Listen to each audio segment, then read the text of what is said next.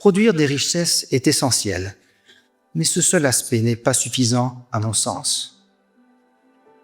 Il importe également que le développement de Monaco soit harmonieux et profite à tous. La clé du développement d'un pays, c'est à partir de ses forces et de ses faiblesses, de savoir se projeter dans l'avenir pour imaginer toutes les actions nécessaires à l'obtention du but recherché. Il faut que Monaco soit un pays modèle et respectueux de la nature.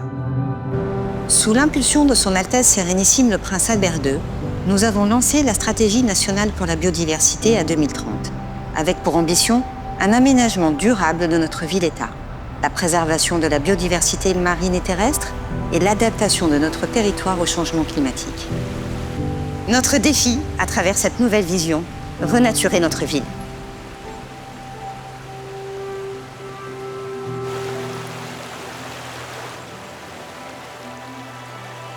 We're in a world where actually contact with nature is really, really important. We've lost our relationship with the natural world, which is generating these real dramatic changes in the world, climate change, biodiversity loss.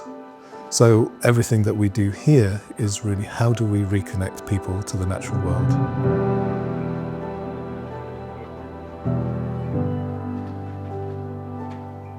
So Monaco, it's one of the densest urban places on the planet.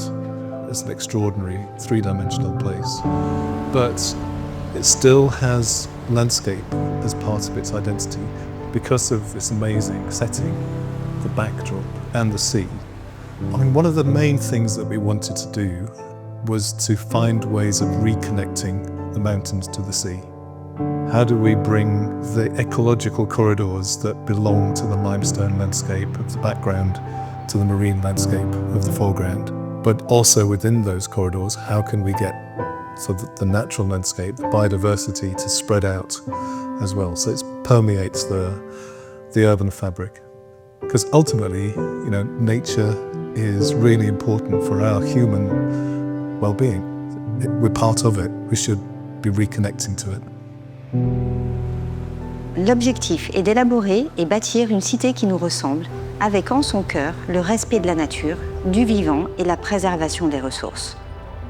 Une ville avec des lieux de vie où il fait bon flâner, où nous aurons plaisir à nous retrouver dans un environnement bénéficiant d'une meilleure qualité de l'air.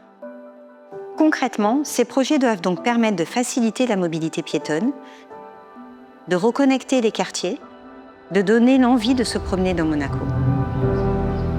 Des projets qui doivent permettre de réduire les îlots de chaleur, de développer les espaces ombragés dans la ville, de créer des trames vertes et bleues mettant en lumière des corridors paysagers reliant la mer à la montagne. Cette vision implique une étroite collaboration où sont associées les ressources du secteur public, mais aussi celles du secteur privé, afin de bâtir ensemble la principauté de demain. Ainsi, la renaturation de la cité doit être évaluée finement dans le cadre de chaque opération de construction. C'est également un travail transverse impliquant de nombreux services de l'administration.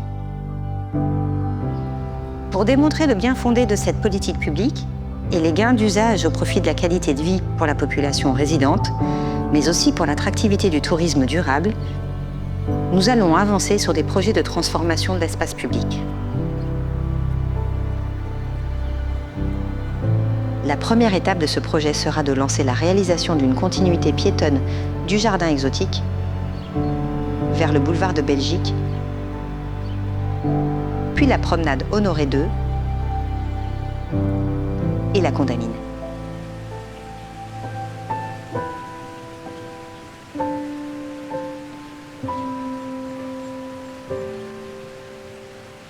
Au-delà du challenge de réaliser ce projet ambitieux, c'est surtout le cadre de vie qui redevient le cœur de notre préoccupation.